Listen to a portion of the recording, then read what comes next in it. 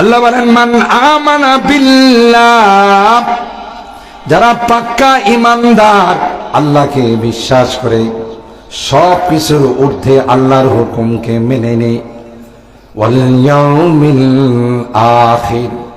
2 number quality হলো যারা পরকালকে বিশ্বাস করে। কারণ একটা সময় আমরা ছিলাম রূহের জগতে, ঠিক না?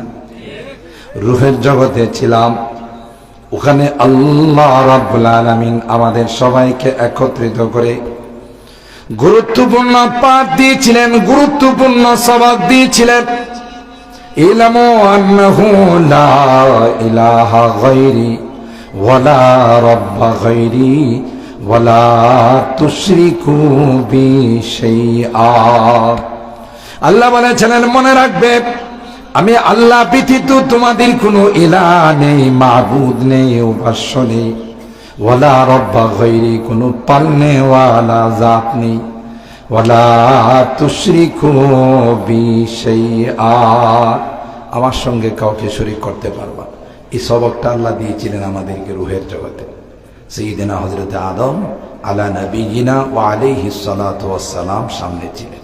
সমস্ত আদম সন্তানের রূহগুলোকে একত্রিত করলে আল্লাহ তাআলা আদমকে বললেন, আপনি তাকান, ডাইনে বামে সব আপনার সন্তান। সুবহানাল্লাহ বলেন।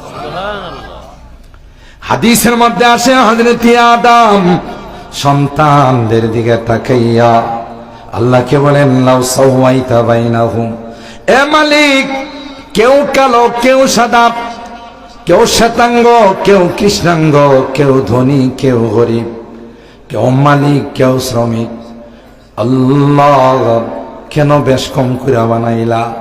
সবাই তো আমার সন্তান, সবাইকে একরকম বানাইলে কি ভালো হয় না? সুবহানাল্লাহ। বাবা এমনই হওয়া উচিত। বাবা তার সন্তানকে এক দৃষ্টিতে দেখবে, যখনই 2 নজর দিবে তখনই গন্ডগোল লাগে। কোনো সন্তানকে জড়িতে মার্কেট দিয়ে দিয়েছে, আর কোনো সন্তানকে জমিনে মাঠে জমিনও দেয় নাই। এরকম যখন উল্টা পাল্টা বন্টন করে যায়, বাবার মৃত্যুর পরে ভাই ভাইয়ের মধ্যে লাগে ঝগড়া, কথা পায় না। ভাই ভাইয়ের মধ্যে দ্বন্দ্ব, ঝগড়া শুরু হয় না? হয় না? আরে ভাই, আপনার দরকারটা কি? আপনি চলে যান, কে কত অংশ পাবে কোরআনে তাদেরকে বন্টন করে দিয়ে দিবে, কথা কয় না। বাবার সবার প্রতি, হ্যাঁ, কোনো ছেলে যদি বাবার খেদমত বেশি করে, তার আমল আখলাক ভালো দেখে, এখানে বাবার আলাদা একটা দৃষ্টি থাকতে পারে, কিন্তু সম্পদের মধ্যে আপনি 2 নাম্বারই করেন না। করলে আজীবন এই সন্তানগুলো গন্ডগোল করবে, আপনাকে অভিশাপ দিবে। কোরআনের বন্টন সবচেয়ে ইনসাফ ভিত্তিক বন্টন, কথা কয় না। কোরআন যে বন্টন করে দিয়েছে, নারী পুরুষ, ছেলে মেয়ে, স্ত্রী বাল বাচ্চা, সবচেয়ে ইনসাফ ভিত্তিক বন্টন করে দিয়েছে। যাদের মনে করেন কলবের মধ্যে শয়তান ঢুকে আছে, এরাই বলে যে কোরআন নেই, বন্টন নেই, পরায়ণতা রক্ষা করে নাই, কোরআন সঠিকভাবে বন্টন করে নাই। একই বাবা আর মার ঘর থেকে ছেলে আর মেয়ে হয়েছে, ছেলেরে দিছে ডাবল, মেয়েরে দিছে সিঙ্গেল। এটা যাদের মনে করেন কলবের মধ্যে নাস্তিকতা আছে, তারাই এই কথা বলতে পারে, কথা বলেন ঠিক কিনা? লাউ সাওয়াইতা বাইনাহুম, আল্লাহ বলেন, হে আদম, তুমি বুঝবা না আমি কেন একরকম করে বানাই নাই। ফা আহবাবতু আন উশকারা, আমি চাই রে দুনিয়াতে যাওয়ার পর তোমার সন্তানরা আমার শুকরিয়া আদায় করো। সবাই যদি মালিক হয়ে যায়, ফ্যাক্টরির জন্য কোনো ওয়ার্কার খুঁজে পাবে না, শ্রমিক খুঁজে পাবে না। সবাই যদি ড্রাইভার হয়ে যায়, প্যাসেঞ্জার থাকবে না। সবাই যদি প্যাসেঞ্জার হয়, ড্রাইভার খুঁজে পাওয়া যাবে না, কথা কয় না। আহবাবতু আন উশকারা, আল্লাহ ডাক দিয়া কয়, না না, আমি বেশ কম করে তাদেরকে সৃষ্টি করলাম, বানাইলাম, একজন আরেকজনকে দেখে আমি আল্লাহর দরবারে শুকরিয়া আদায় করবে। নাহনু কাসামনা বাইনাহুম معيشتهم في الحياة الدنيا ورفعنا بعضهم فوق بعض درجات ليتخذ بعضهم بعضا سخريا ورحمة ربك خير مما يجمعون দুনিয়ার জিন্দেগিটা বন্টন করছেন কে? জোরে বলুন। সবাই যার যার অবস্থানে থেকে কিন্তু আনন্দিত। মালিকে ওয়ার্কারদের দিয়ে কাজ করাইতে পারতেছে খুশি, ওয়ার্কাররা বেতন পায়া খুশি, রিক্সাওয়ালা অটোওয়ালা অটো চালায়া খুশি, প্যাসেঞ্জার অটো পায়া খুশি। কথা কয় না? দেখবেন কখনো যখন কোনো প্যাসেঞ্জার থাকে না, খালি অটো খালি রিক্সা, ভাটিয়ালি সুরে গান গায়। কথা কয় না? সোনা বন্ধুর গান গায় না? খালি অটো সাড়ে সাইরা দিয়ে সোনা বন্ধুর গান গায় মনের আনন্দে। কি বেজার না খুশি? খুশি হয়েই তো গান গা। আবার আপনি যখন তাকে নিয়ে যান রাত্রে 1টা হোক 2টা হোক, 100 টাকা যখন তাকে ধরাই দেন, আপনার কয় স্যার আসসালামু আলাইকুম, পরবর্তীতে যদি কোনো সময় দরকার লাগলে স্যার আমার নাম্বারটা রাখেন, যতই রাত হোক আমি ফোন দিয়ে আমি আইসা আপনার দরবারে উপস্থিত হয়ে যাব। খুশি না বেজার? খুশি প্রত্যেকেই, যার যার অবস্থানে সে খুশি আনন্দিত। আল্লাহ বলে নাহনু কাসামনা বাইনাহুম মাঈশাতাহুম ফিল হায়াতিদ দুনিয়া ওয়া রাফা'না বা'দাহুম ফাওকা বা'দিন দারাজাত লিয়াত্তাখিযা বা'দুহুম বা'দান সুখরিয়া। একজন আরেকজনের কর্মচারী বানাইতে পারে। সবাই মালিক সাজা বসলে পৃথিবী চলবে না। সবাই যদি ওয়ার্কার হয় মালিক পাবেন কোথায়? এই জন্য হযরতে আদমকে বললেন ফা আহবাবতু আন উশকারা, আমি চাই সবাই যেন আমার শুকরিয়া আদায় করে, এই জন্য বেশ কম করে বানাইছি। সুবহানাল্লাহ। কিসমত কিয়া হর শাই কো কসামে আজল নে, किस्मत किया हर शय को ख़स्सामे अज़ल ने, जिस चीज़ को जिसके लिए काबिल नजर आया, बुलबुल को दिया नाला वो परवाना को जल्ला, बुलबुल को दिया नाला वो परवाना को जलना, गम हमको दिया सबसे जो मुश्किल नजर आया। যেহেতু আজকের মাহফিল আপনাদের এলাকার পশ্চিম বাসিরপুর জামে মসজিদের উদ্যোগে, সেই জন্যে আমি কোরআনুল কারীমের সূরা আত-তাওবা 18 নম্বর আয়াতে কারিমা তিলাওয়াত করেছি। সরকারে দো আলম महबूब किबरिया सैयदुल कौनैन सैयदुस सकलाइन हजरत मोहम्मद आरबी सल्लल्लाहु अलैहि वसल्लमेर असंख्य हादिस থেকে ছোট্ট একখানা হাদিস পাঠ করেছি।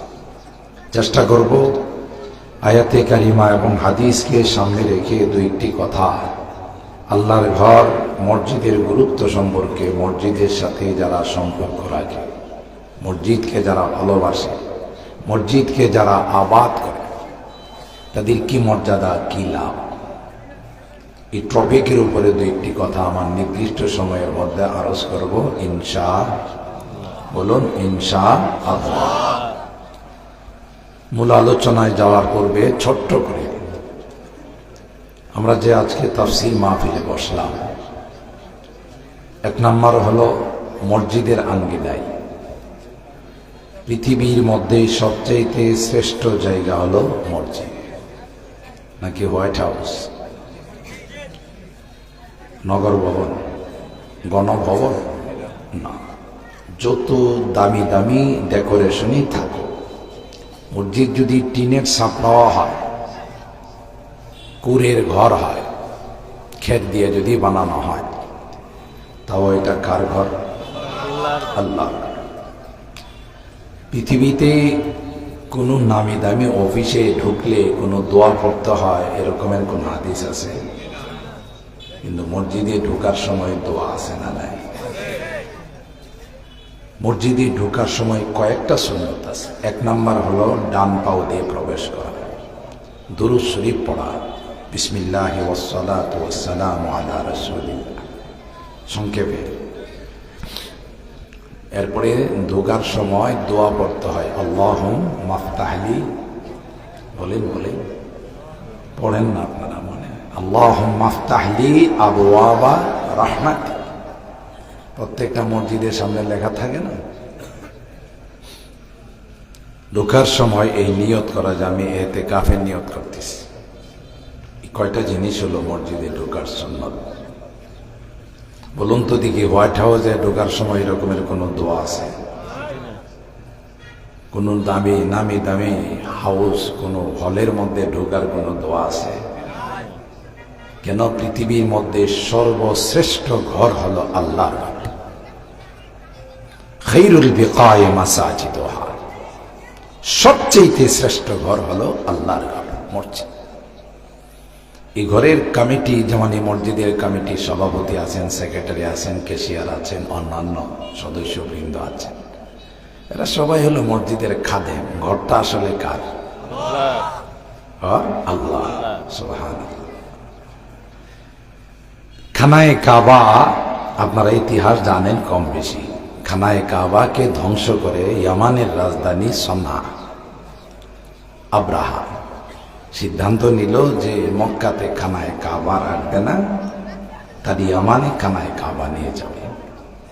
সেজন্য হস্তি বাহিনী, হাতির বাহিনী নিয়ে তিনি পরিকল্পনা করে আসছে যে আক্রমণ হবে, খানায়ে কাবাকে ধ্বংস করে ইয়ামানে নিয়ে যাবে।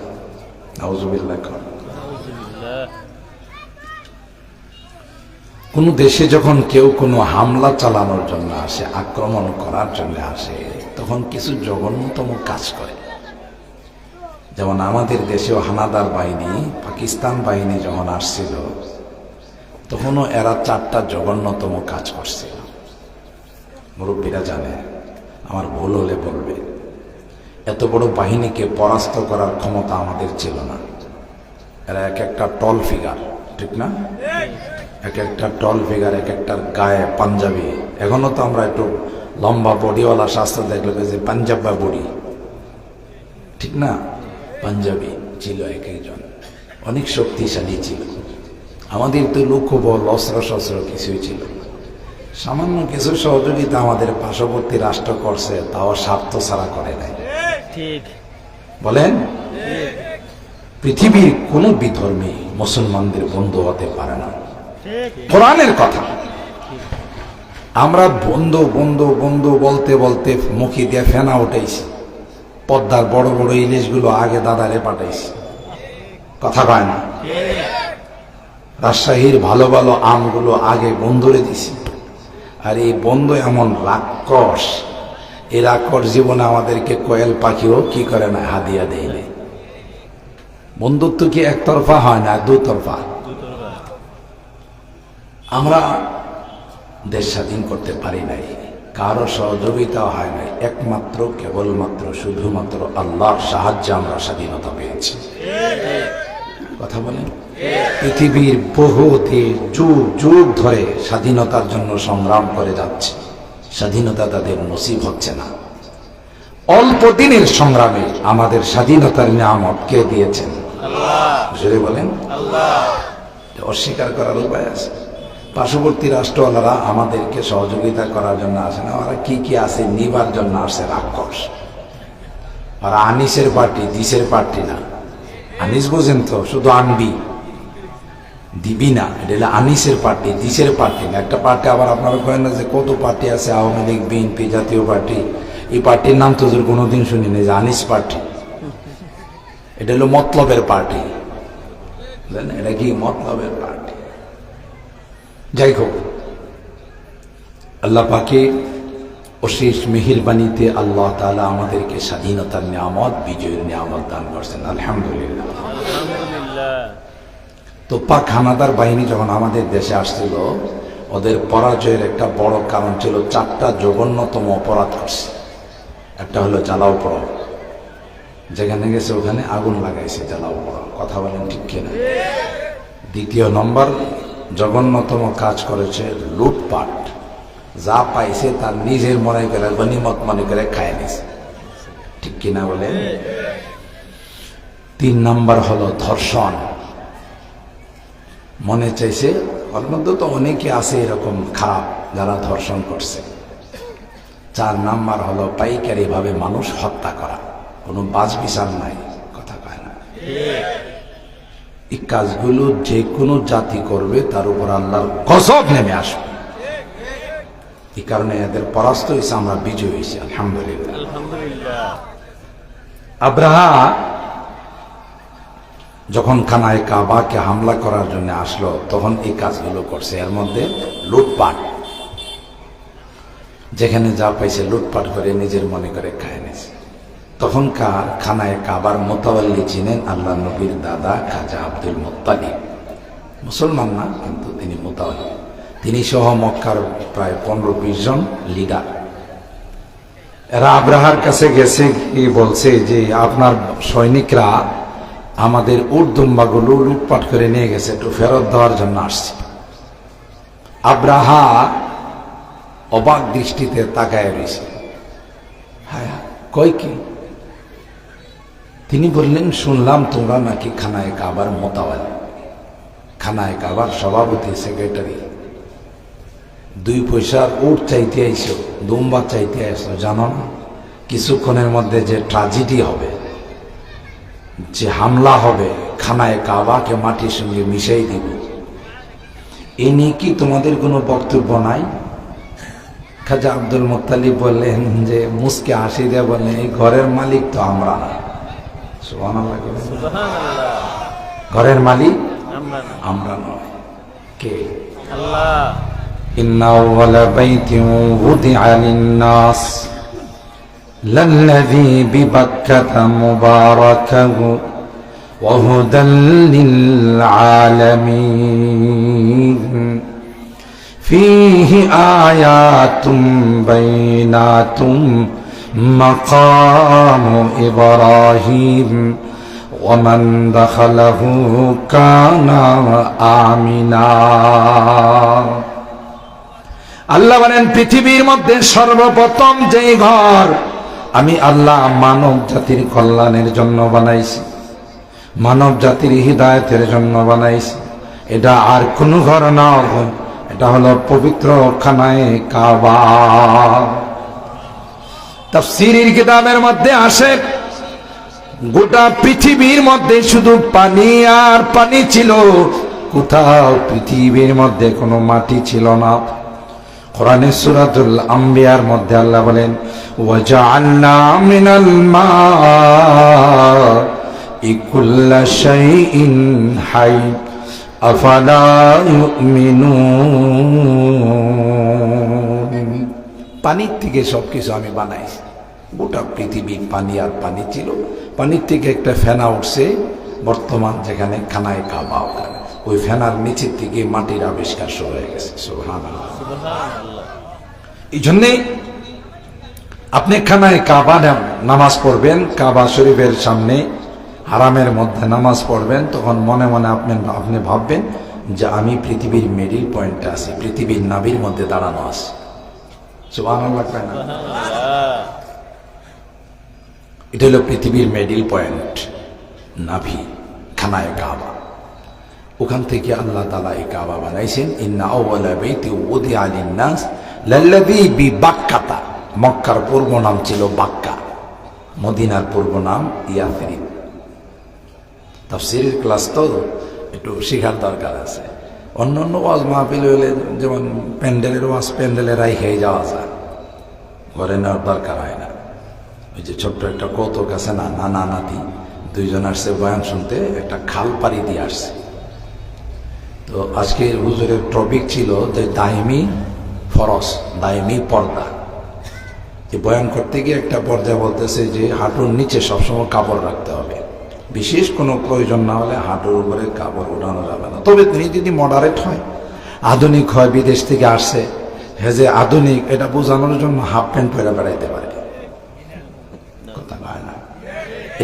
এরকম মুসলমান তো বাংলাদেশে নাই বললে, বেহায়া বেশরম কোথাকার, হাঁটু বের করে চলে আর নিজেরই বোঝা আমি মডারেট। তুই মডারেট হয়েছ না বন মানুষ হয়েছ? কথা বলেন ঠিক না?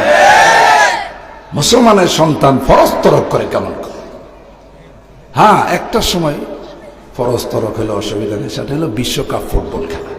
ওই সময় খেলোয়াড়রা আর্জেন্টিনা, ব্রাজিল বিভিন্ন দেশে খেলে, আমরা যারা তাদের খেলার পাগল, আমরা দেখি ওই সময় এই হাঁটুর উপরে দেখলেও কোনো গুনাহ হবে না।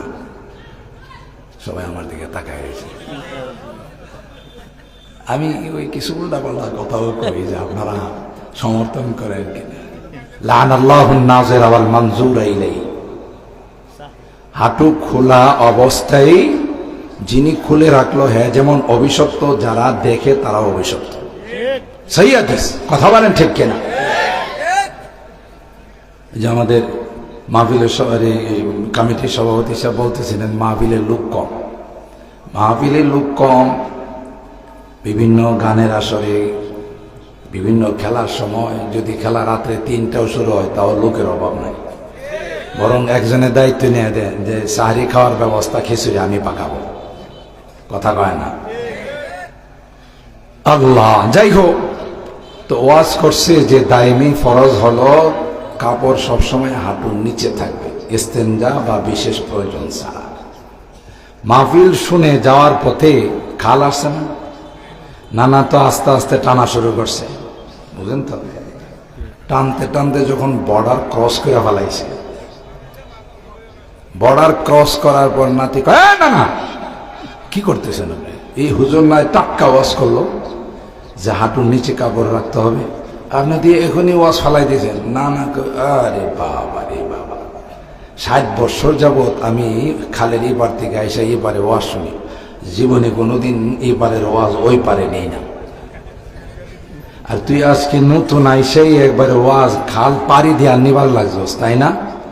রাখ, আমি মাহফিলের ওয়াজ মাহফিলই রেখে গেছি, তাইলে কি চলবে?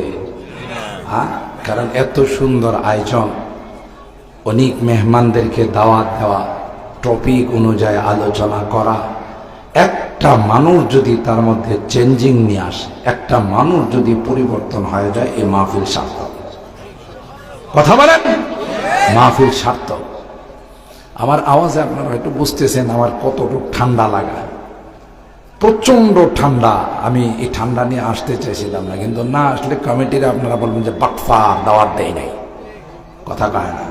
আসলে তারা দাওয়াত দিয়েছে, যোগাযোগ করছে, সব ঠিক আছে, তো আমি না হিসা তাদেরকে কথা শোনাবো আর আমার বদদোয়া দিবে না। এই জন্য যতই অসুস্থ থাকুক, তারপর আপনারা যদি ইখলাসের সাথে দোয়া করেন, আমি কিছু কথা বলবো ইনশাআল্লাহ।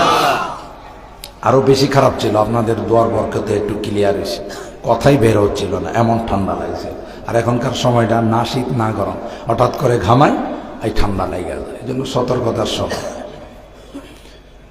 তো এই যে কথা বলতেছিলাম, বয়ান দিলের কানে শুনতে হবে। তো হযরতে রাসূল আকরাম সাল্লাল্লাহু তাআলা আলাইহি ওয়াসাল্লামের দাদা, মক্কার শীর্ষ নেতারা জবাব দিলেন যে ঘরের মালিক আমরা নয়, আমরা দেখাশোনা করি, ঝাড়ু টাড়ু দিয়ে পরিষ্কার করি, ওটের মালিক আমরা, দুম্বার মালিক আমরা, এগুলো ফেরত দেন, ঘর নিয়ে আমাদের টেনশন নাই, শুধু দেখবো মালিকের তার ঘর কিভাবে রক্ষা করে। সুবহানাল্লাহ, এই ছিল তাদের মন্তব্য।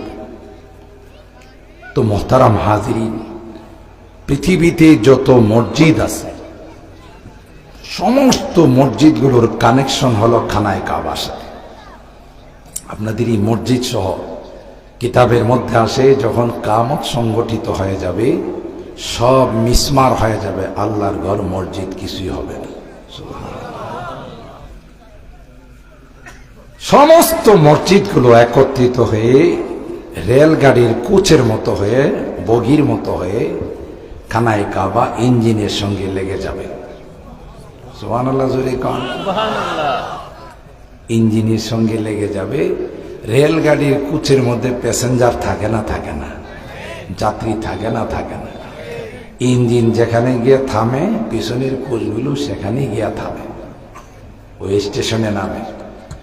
খানায়ে কাবা যে ইঞ্জিন আছে, ইঞ্জিন তার কোচগুলোকে নিয়ে, বগিগুলোকে নিয়ে রওনা দিবে। এই কোচের মধ্যে যারা মসজিদগুলোকে আবাদ করছে, মসজিদগুলোর সাথে সম্পর্ক রাখছে, মসজিদ ডেকে ডেকে বলবে, আসো, আসন গ্রহণ করো, সিটে বসো। সুবহানাল্লাহ।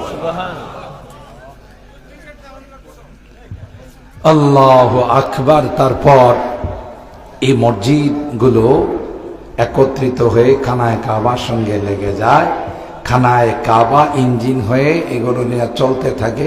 লাস্ট অফিস হলো আল্লাহর জান্নাত। সুবহানাল্লাহ।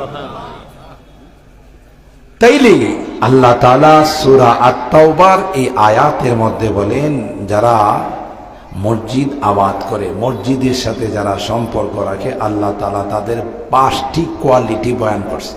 সুবহানাল্লাহ। ইন্নামা ইয়া'মুরু মাসাজিদাল্লাহ মান আমানা বিল্লাহ। 1 নাম্বার কোয়ালিটি হলো যারা পাক্কা ঈমানদার, এরাই মসজিদের সঙ্গে সম্পর্ক রাখে। যাদের ঈমান পাক্কা নয়, এরা শুধু নির্বাচনের সময় আসে। কথা কয় না। আবার নির্বাচনের আমাদের চেয়ারম্যান সাহেব কিন্তু ভালো মানুষ, চেয়ারম্যান সাহেব আবার বলছে আমি তো নির্বাচনের সময় না, সব সময় যাই। ঠিক কিনা বলেন? যারা এটাকে ব্যবহার করে অস্ত্র বানায়, তারা শুধু নির্বাচনের সময় আসে। কথা বলেন ঠিক কিনা? বন্টন করছেন কে? এক একটাকে এক এক জিনিস দিয়ে আল্লাহ পাঠাইছেন।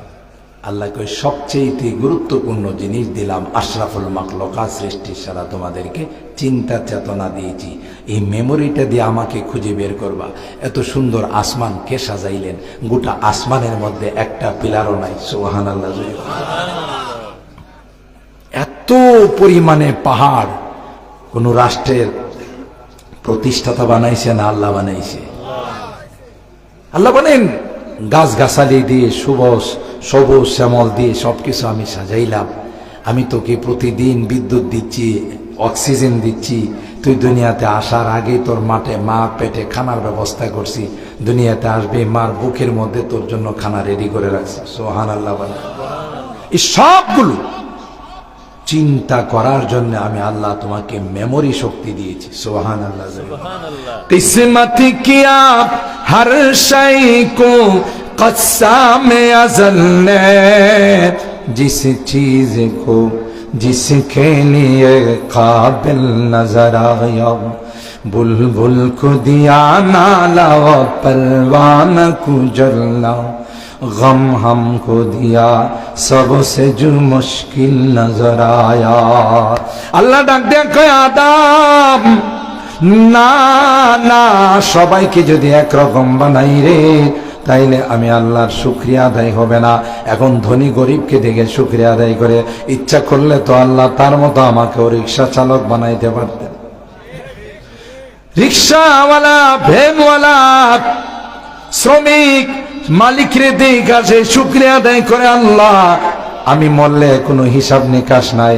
যদি হালালকে হালাল, হারামকে হারাম মাইনা আমি সুন্দরভাবে তোমার হুকুম পালন করে যদি যাইতে পারি রে, তাইলে সোজা আমার ঠিকানা জান্নাত।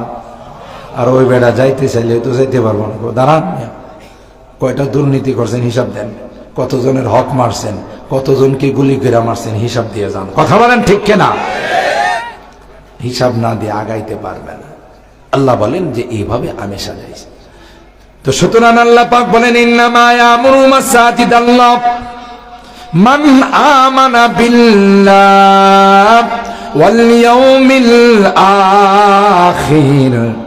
রূহের জগৎ থেকে আল্লাহ আমাদেরকে পাঠাইলেন মার পেটের জগতে।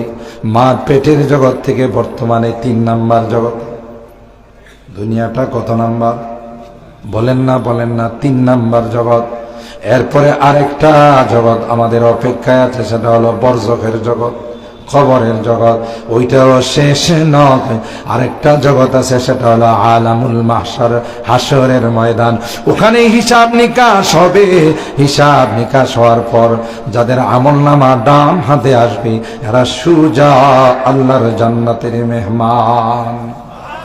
আর যাদের বাম হাতে আসবে, তারা আফসোস করে বলবে ও আম্মা মান উতিয়া কিতাবাহু বিশিমালি ফায়াকুলু ইয়া লাইতানি লাম উতা কিতাবিয়া ওয়া লাম আদরি মা হিসাবিয়া ইয়া লাইতাহা কানাতিল কাদিয়া মা আওনা আন্নি মালিয়া হালাকা আন্নি সুলতানিয়া খুদুহু ফাগুল্লু সুম্মাল জাহিমা সাল্লু। বাম হাতে যাদের আমলনামা আসবে আফসোস করে বলবে, হায় হায়, যদি আজকের হিসাবের সম্মুখীন না হতাম, লাম উতা কিতাবিয়া, আমার আমলনামাটা, আমার রেজাল্ট শিটটা যদি আমার হাতে না আসতো তাইলে কতই না ভালো হতো। কোথায়, আমি তো অনেক টাকা পয়সার মালিক ছিলাম, আমি তো যমুনা গ্রুপের মালিক ছিলাম, আমি তো বসুন্ধরার মালিক ছিলাম, কথা বলেন ঠিক কিনা? আমি তো বহু টাকা পয়সার মালিক ছিলাম, কোটিপতি ছিলাম। কোথায় আমার টাকা পয়সা তো আমার কাজে আসলো না। আমি তো মন্ত্রী ছিলাম, প্রাইম মিনিস্টার ছিলাম, আমি প্রেসিডেন্ট ছিলাম, জাতিসংঘের মহাসচিব ছিলাম। ইয়া লাইতাহা কানাতিল কাদিয়া মা আহনানি মালিয়া, কোথায় গেল আমার সম্পদ, কোথায় গেল আমার অর্থকড়ি, কোথায় গেল আমার শান শৌকত, কোথায় গেল আমার দবদবা, কোথায় গেল আমার পাওয়ার। হালাকান্নি সুলতানিয়া, এই কথা বলবে আর আফসোস করবে। আল্লাহর পক্ষ থেকে আওয়াজ আসবে, খুদুহু ফাগুল্লু। দেরি করো না, তার এই বিলাপ শোনার সময় নাই। তাকে ফেরেশতাদেরকে বলা হবে, শিকল লাগাও, হাত কড়া লাগাও, তাকে সুজা জাহান্নামের আগুনে নিক্ষেপ করো। কথা বলেন ঠিক কিনা? তাইলে আরেকটা জগৎ ময়দানে মাশার আছে না নাই? আমরা পুনরুত্থানকে বিশ্বাস করি না, করি না? কথা কয় না? ওয়াল বাথি বাদাল মাউত, মৃত্যুর পরে আমাদেরকে পুনরায় জিন্দা করবেন, এটা আমরা মানি না, মানি না? জোরে বলেন। কিন্তু পৃথিবীর অধিকাংশ বেঈমানরা মানে না। এরা কই মারা যাইব, মাটির সঙ্গে মিশে যাইব। এই বেটা, কিসের আবার জিন্দা করা?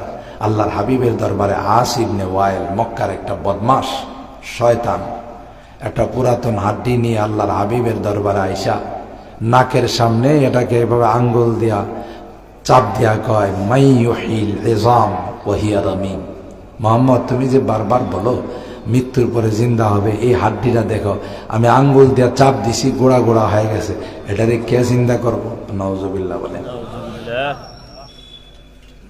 আল্লাহ পাক আয়াত নাযিল করে জানাই দিয়েছেন, কুল ইউহয়িহাল্লাযী আনশাআহা আউওয়ালা মাররা। আপনি বলে দেন, এই মাথা মোটারে বলে দেন যে আল্লাহ এই হাড্ডিটা যখন ছিল না, তিনি সৃষ্টি করতে পারছেন, এখন কি মেরামত করার ক্ষমতা রাখেন না? কথা কয় না? আরে তুমি মেরামত, যখন হাড্ডির আর অস্তিত্ব ছিল না, কে বানাইছেন? আল্লাহ।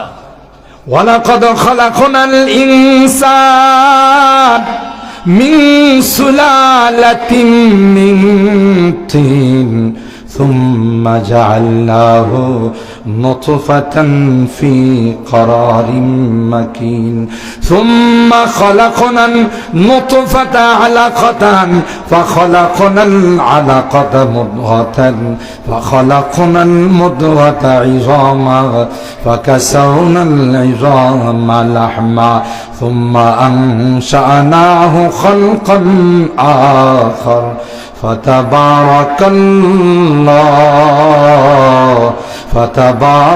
الله أحسن الخالقين।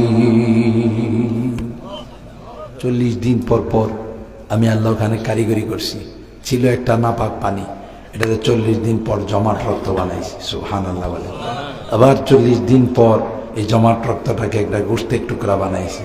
এই গোশতের টুকরার পরে আমি এরপরে আল্লাহ তাআলা বলেন, আমি একটা স্ট্রাকচার দিছি, হাড্ডি দিয়ে একটা স্ট্রাকচার বানাইছি, এর মধ্যে গোশত দিছি, চামড়া দিছি, এটাকে সুন্দর করে সাজাইছি। তাহলে যে আল্লাহ শুরুতে হাড্ডি বানাইতে পারছেন, সেই আল্লাহ কি পুরাতন হাড্ডিকে মেরামত করার ক্ষমতা রাখেন না? জোরে বলেন।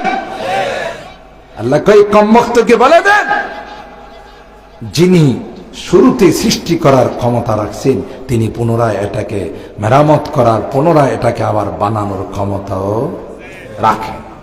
তাহলে পরকাল বিশ্বাস করে না পৃথিবীর বহু মানুষ আছে, কিন্তু মৃত্যুকে অবিশ্বাস করে এরকমের কেউ নাই। কারণ চোখের সামনে দেখছে বাবা নাই, দাদা নাই, পূর্বপুরুষরা চলে গেছে, আজরাইল আসছে নিয়ে গেছে, কিন্তু পরকালকে অবিশ্বাস করে, পরকালকে অস্বীকার করে। আল্লাহ বলেন ওয়াল ইয়াউমিল আখির ওয়া আকামাস সালাত, যারা 5 ওয়াক্ত নামাজ কায়েম করে। বাংলাদেশের অনেক মসজিদ আছে যে মসজিদের সভাপতি সাহেব 2 ঈদের নামাজ ছাড়া আর কোনো নামাজ পড়ে না। কথা কয় না?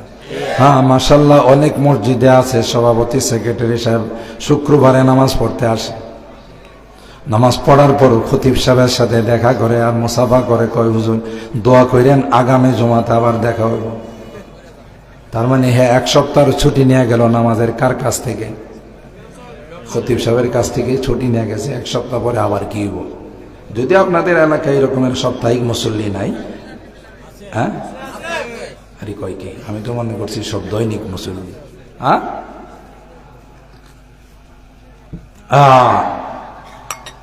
আমার এক বন্ধু জামিয়া আজহারে লেখাপড়া করতো, দোস্ত একবার এক সফরে গেছে আজারবাইজান, রাশিয়ার একটা প্রদেশ। নামাজের টাইমে সেই তখন ভাবলাম যে মসজিদ সামনে আছে, আজান শোনা যায়। তো আজান যে শোনা যায়, আজানের মধ্যে মুয়াজ্জিন সাহেব কয় আশহাদু আন্না আহলাল কারিয়াতি ইয়াশহাদুনা আন্না মুহাম্মাদুর রাসূলুল্লাহ। এই আজানটাকে আমাদের আজানের সাথে মিলছে? আমরা তো বলি আশহাদু আন্না মুহাম্মাদার রাসূলুল্লাহ। হ্যাঁ বলতেছে আশহাদু আন্না আহলাল কারিয়াতি ইয়াশহাদুনা আন্না মুহাম্মাদুর রাসূলুল্লাহ। আমি সাক্ষ্য দিতেছি এলাকার মানুষ কয় মুহাম্মদ রাসূলুল্লাহ, আল্লাহর রাসূল, আমিও কই। বলি বাবারে, এই ডিজিটাল আজান হে কোত্থেকে আবিষ্কার করলো? কথা বলেন ঠিক কিনা ভাই? যাই হোক, আজান শুনে তো সবার সন্দেহ হলো এই আজান ভুল আজান করতে গেল। ইমাম সাহেব যখন আসছে নামাজ পড়াইতে, তখন চিন্তা করলো ইমাম সাহেবের কাছ থেকে এটার খোঁজ খবরটা নিই যে এই ব্যতিক্রম আজান পাইল কই। ইমাম সাহেব দেখলাম মসজিদে আসতেছে, ভালো সুন্দর হাঁটা আসতেছে। যেই মসজিদের ভিতরে ঢুকছে তখন একটা পাও উঁচা করে ল্যাংড়ায় ল্যাংড়ায় যায় নামাজে গেছে। আয় হায়, যদি তার পাও ভাঙ্গা থাকতো, সে যদি পঙ্গু হতো, অসুস্থ হতো, তাইলে তো আগে থেকে ল্যাংড়াইতো। আগে ভালো, এখানে ল্যাংড়ানো শুরু করছে, কাহিনীটা কি?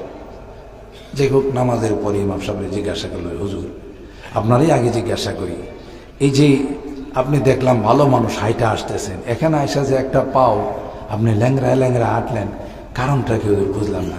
বুঝলেন না? পানির ক্রাইসিস তো, আমি উজু করতে করতে করতে ডাইন পাউডার ধোয়ার পরে পানি শেষ, বাম পাউডার ধুইতে পারি না, এই জন্য এটারে নামাজের বাইরে রাখছি। এটারে আর কি করে নাই, নিচে লাগানি করে এটারে নামাজের বাইরে রেখে দিছি, এটারে বাদ দিয়ে নামাজ পড়াইছি। এরা কই কি জিজ্ঞাসা করবো, যে ইমামে উজু ছাড়া নামাজ পড়ায় আরেক কেউ এটারে নামাজের ভিতরে ঢুকাই নেই, তাহলে কি পরিমাণ জাননেওয়ালা? হুজুর এই যে মুয়াজ্জিন সাহেব এই আজান পাইল কই? কি আজান? কইলে যে আন্না আহলাল কারিয়াতি ইয়াশহাদুনা আন্না মুহাম্মাদুর রাসূলুল্লাহ। হে বলে সাক্ষী দেনা। এলাকার মানুষ কয়, হুজুর আসলে আমাদের এলাকায় মুয়াজ্জিনের ক্রাইসিস, মুসলমান কম তো, খ্রিস্টান, এরে মুয়াজ্জিন রাখছি বেতন দিয়ে, এই জন্য এই কথা কবুকের থেকে। এরা অবাক হয়ে কই, ইমাম হইলো ওই মার্কা, মুয়াজ্জিন হইলো ওই মার্কা, সভাপতি সেক্রেটারি সাহেব এদের কাছে নালিশ দেওয়া যাবে। নামাজের পরে জিজ্ঞাসা করছে সভাপতি সাহেব কই, দেখাই দিছে মসজিদ মার্কেটে এক দোকান, যে দোকানের মধ্যে মদ বিক্রি হয়। এই মদ বিক্রি করতেছে সভাপতি, কই যে বসাম বাইরে দিয়ে মদের দোকান, হ্যাঁ মদের দোকানে গেছে। গিয়া সভাপতি সাহেবকে বললেন, সভাপতি সাহেব আপনি মসজিদের মার্কেটে মদ বিক্রি করেন, কই এই আইটেমটা এখানে চলে ভালো, এই আইটেমটা এখানে চলে ভালো, কই এর দিয়ে কাজ হবে না। সেক্রেটারি সাহেবের দোকানে গিয়ে দেখে খিনজিরের শুকুরের গোস্ত বিক্রি করে। তা আপনি এটা বিক্রি করেন, কই অন্য কোনো গোস্ত এখানে চলে না, এই শুকুরের গোস্তটাই চলে ভালো। বুঝেন তাইলে মুয়াজ্জিনের কি দশা, ইমামের কি দশা, আর সভাপতি সেক্রেটারি কোন জগতে আছে? কথা বলেন ঠিক কিনা? না, আল্লাহ কোরআনে বলেন 5টি কোয়ালিটি যাদের হবে এরাই মসজিদ কমিটিতে আসতে পারবে। সুবহানাল্লাহ বলেন। 3 নম্বর হলো আকামাস সালাত, 5 ওয়াক্ত নামাজ যারা কায়েম করবে, কায়েমের কথা বলা হয়েছে, 5 ওয়াক্ত নামাজ পড়ার কথা বলা হয় নাই। এই ভাগে ইকামতে সালাতের অর্থ হলো নিজে নামাজ পড়া, পরিবারের সবাইকে নামাজের জন্য বাধ্য করা। 2 নম্বর ইকামতি সালাতের অর্থ হলো নামাজকে টাইম মতো সুন্দরভাবে সমস্ত রুকুনগুলো ধীর স্থিরে ঠিক মতো আদায় করা, এটার নাম হলো ইকামতে সালাত। কোরআনে আল্লাহ বলেন, যারা স্বাধীনতার নিয়ামত পেয়েছে, বিজয়ের নিয়ামত যাদের অর্জন হয়েছে, তাদের 1 নাম্বার ডিউটি, 1 নাম্বার দায়িত্ব হলো নামাজের টাইমে মুসলিম রাষ্ট্রের কোনো দোকানপাট খোলা থাকবে না, কোনো অফিস আদালত খোলা থাকবে না। যদি খোলা থাকে রাষ্ট্রীয়ভাবে তাদের পানিশমেন্টের ব্যবস্থা করতে হবে। আমাদের দেশে আছে। আল্লাহ ডাক দেয়া কয়, বাংলাদেশের সামনে যারা ক্ষমতায় আসবা, তোমরা যদি কোরআনের এই বিধানটা যদি চালু করতে পারো, পার্লামেন্টের মধ্যে যদি পাশ করতে পারো, আল্লাহ কোরআনে কয় কোথাও কোনো দুর্নীতি থাকবে না, চাঁদাবাজি থাকবে না, দখলবাজি থাকবে না। কথা বলেন ঠিক কিনা? এই জন্যই তো আমি বিভিন্ন মাহফিলে এখন স্লোগান শিখাই। যখন বলি যে কোরআন সুন্নাহর আলো, সবাই কই ঘরে ঘরে জালো। আমি কই ঘরে ঘরে জালো, এটা থুক্কু। থুক্কু বুঝেন তো? খেলা ছোটকালে একটা বাদ দিয়ে আরেকটা শুরু করছেন কি দিয়া? থুক্কু দিয়া। এখন তো বলেন যে ডিলেট ডিলেট। আমি বলি এখনকার প্রত্যেকটা স্লোগান হবে কোরআন সুন্নাহর আলো, আগামী সংসদে যাবো। কথা বলেন ঠিক কিনা? যারা সংসদে গিয়ে কোরআনের কথা বলবে, যারা সংসদে গিয়ে কোরআনে আইন চালু করবে, কোরআন বিরোধী কিছু হলে সেটাকে প্রতিহত করবে, তাদেরকে আমরা সংসদে পাঠাবো। কথা বলেন ঠিক কিনা? বহু দেখছি এ দেশ স্বাধীন হয়েছে আজকে এতদিন হয়ে গেল, যে দেশে সবচেয়ে বেশি ফরেনিয়ার আছে, যে দেশে সবচেয়ে বেশি প্রবাসী আছে, এই দেশটা গোটা বিশ্বের মধ্যে একটা মডেল হওয়ার কথা ছিল। কিন্তু রাগ করে না, আমি আগে মাপ চাই নিছি, এদেশে যারা রাজনীতি করে কেউ দেশের জন্য করে না, পেটের জন্য রাজনীতি করে। কেউ দেশের জন্য রাজনীতি করে না, করলেই দেশটা আজকে এই অবস্থায় থাকতো না। এদেশে শান্তি আসবে, দুর্নীতি বন্ধ হবে, চাঁদাবাজি বন্ধ হবে, সুদ ঘুষ বন্ধ হবে, যদি দেশে কোরআনী আইন চালু হয়। এছাড়া কোনো বিকল্প নাই ইনশাআল্লাহ। হতাশ হওয়ার কারণ নাই। আমার যুবকরা যেভাবে ইসলামের দিকে অগ্রসর হচ্ছে, যেমন আজকে এই তাফসীর কমিটির যুবকরা এলাকার মুরব্বীদের পরামর্শ নিয়ে প্রত্যেকটা সেক্টরে যুবকরা যেভাবে এখন ইসলামের দিকে অগ্রসর হচ্ছে, ওই দিন বেশি দূরে নয় যেদিন কালিমা খচিত পতাকা আমাদের আকাশের মধ্যে পথ পথ করে উঠতে থাকবে ইনশাআল্লাহ। কথা বলেন ঠিক কিনা? তবে ওই দিন বেশি দূরে নয়, সামনে আমাদের ইনশাআল্লাহ। আকামাস সালাত, ইকামতে সালাত, নামাজ কায়েম করে। আল্লাহ কোরআনে বলেন, ইন্নাস সালাতা তানহা আনিল ফাহশাই ওয়াল মুনকার ওয়া লাযিকরুল্লাহি আকবার। নামাজ এমন একটি ইবাদত, যদি এটা প্রয়োগ হয়ে যায়, বাস্তবায়ন হয়ে যায়, কোথাও কোনো রকমের বিশৃঙ্খলা, কোনো রকমের অশান্তি থাকবে না। ওয়া আতাজ যাকাত, 4 নাম্বার কোয়ালিটি হলো যারা ধনী, এরা যদি মালের হিসাব করে ঠিক মতো যাকাত দেয় রে, বাংলাদেশে কোনো গরিব থাকবে না। আমাদের দেশের যারা ক্ষমতায় থাকে, G8 সম্মেলনে যায়, দারিদ্র বিমোচন করতে হবে, কিভাবে শেখার জন্য। আরে না দান, যাদের কাছে কোরআন নাই এরা বিভিন্ন ফর্মুলা আবিষ্কার করে। যে জাতির কাছে কোরআন আছে ওই জাতি বিধর্মীদের কাছে যাওয়ার দরকার নাই। বিধর্মীরা চাঁদের দেশে যায়, কোরআনকে স্টাডি করে। কথা বলেন ঠিক কিনা?